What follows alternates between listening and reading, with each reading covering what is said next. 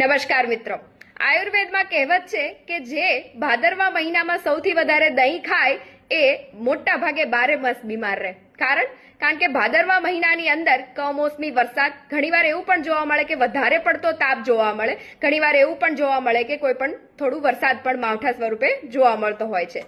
સૌ કોઈ જાણે છે કે દહીંની અંદર બેક્ટેરિયાનું પ્રમાણ વધારે જોવા મળતું હોય. જ્યારે આવું બિનમોસમી વસ્તુ જ્યારે જોવા મળે ત્યારે કે દહીંની અંદર બેક્ટેરિયાનું પ્રમાણ ઘણું બધું વધારે હોય. આ વધારે પડતા જ બેક્ટેરિયા જ્યારે શરીરની અંદર પ્રવેશે છે ત્યારે પાચન સંબંધિત ઘણા તકલીફો જોવા મળતી હોય છે.